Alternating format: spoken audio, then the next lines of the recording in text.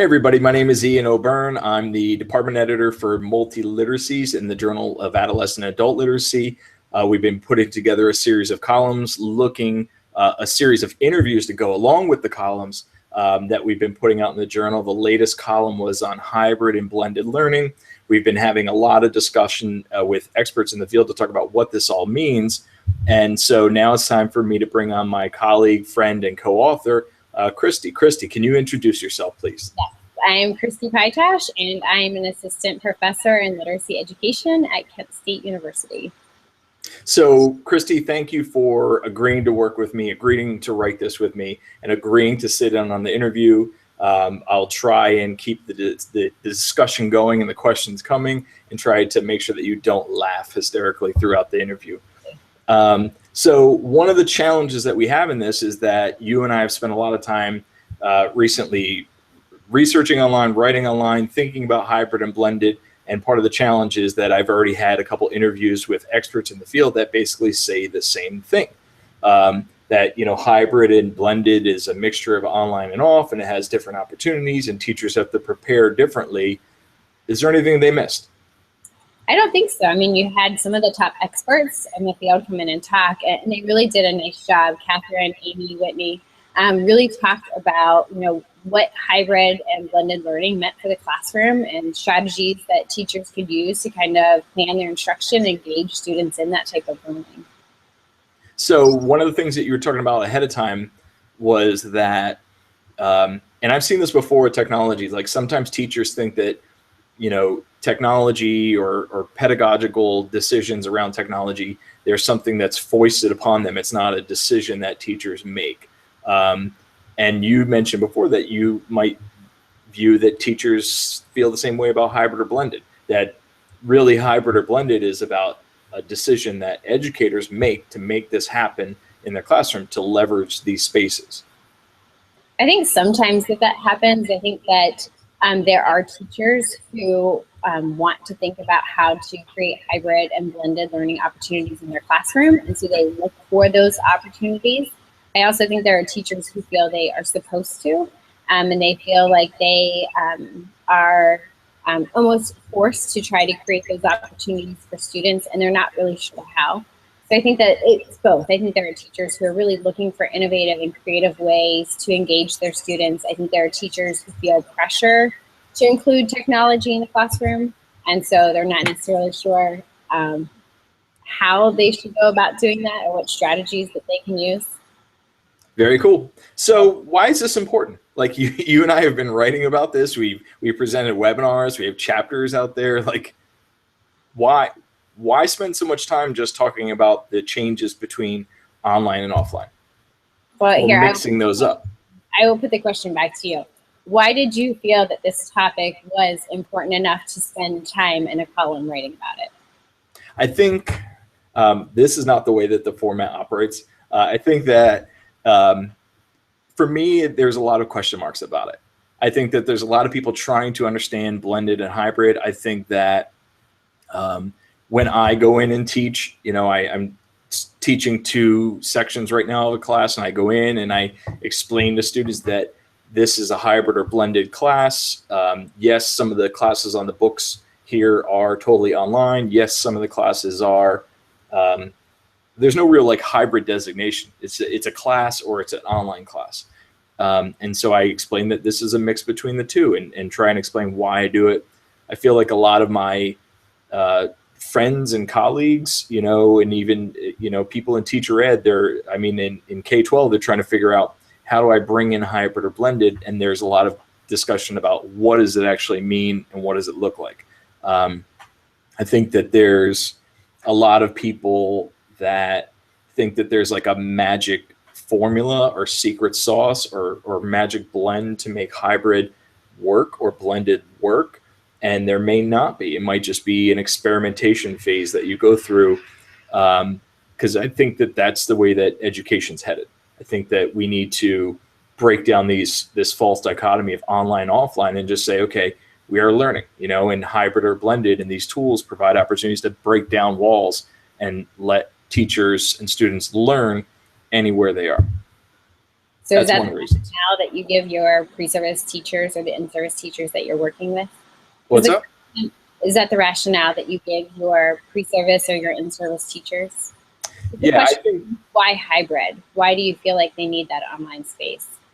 I think hybrid's important. I think blended's important because the number one piece is that I think it's authentic. I think it's what's really happening now. You know, we walk around and we're online, we're on our phones, we don't disconnect.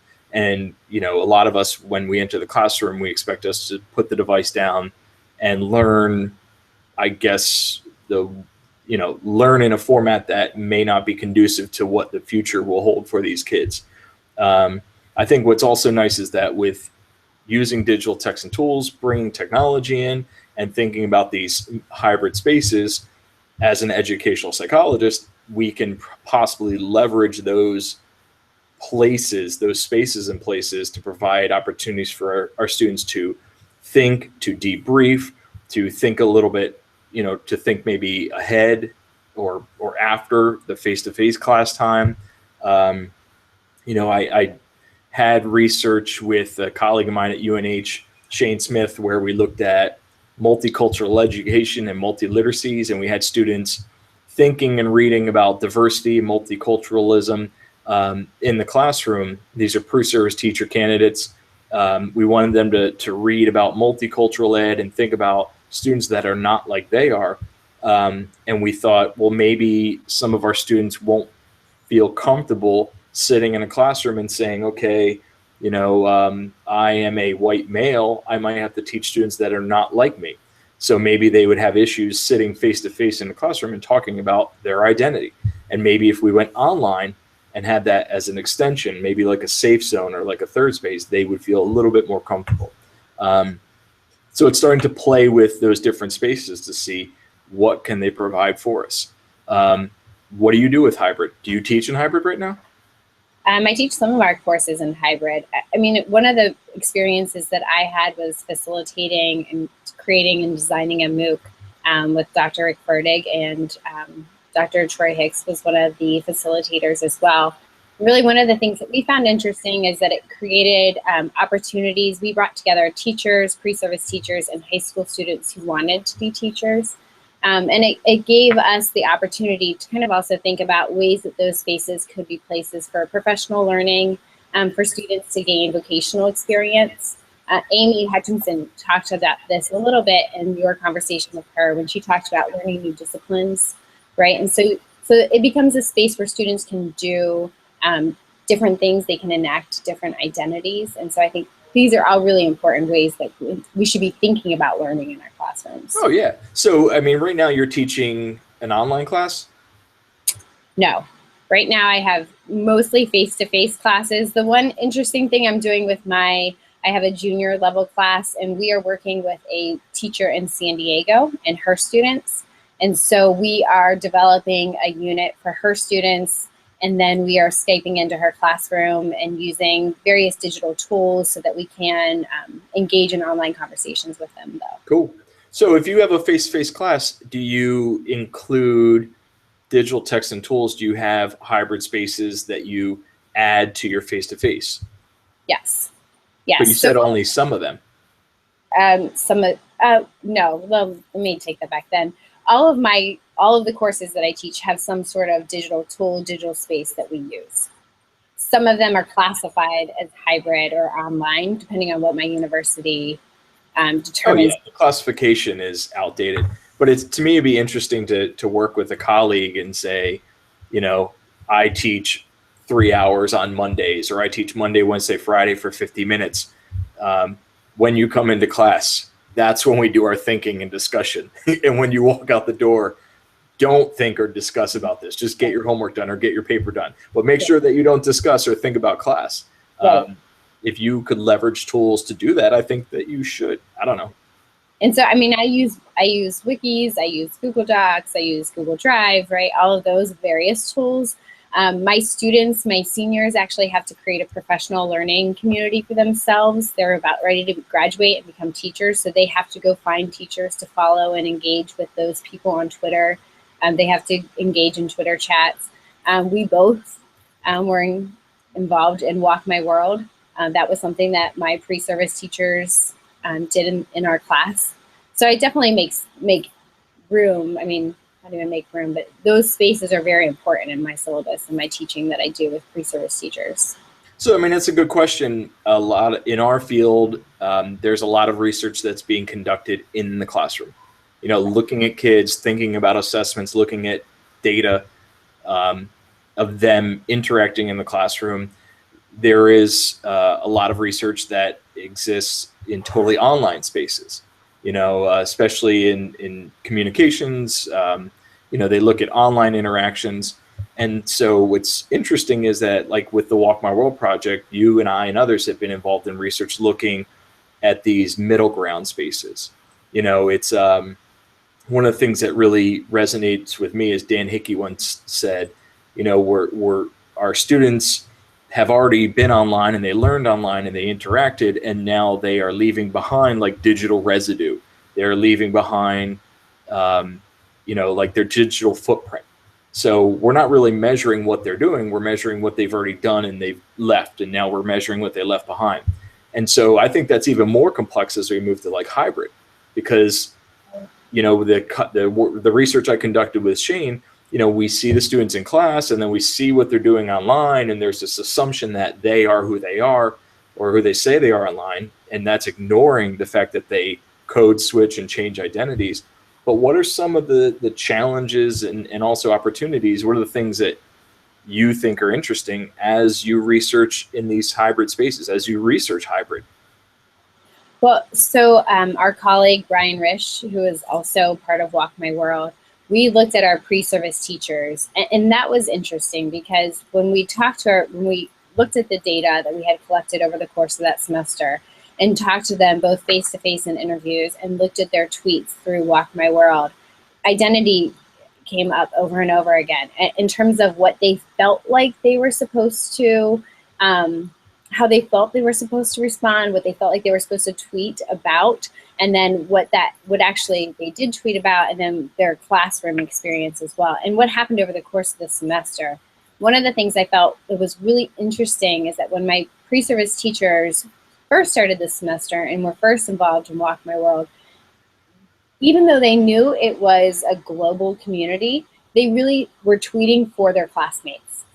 And so it wasn't until midway through the semester that they started to really make connections to people in the larger Walk My World community.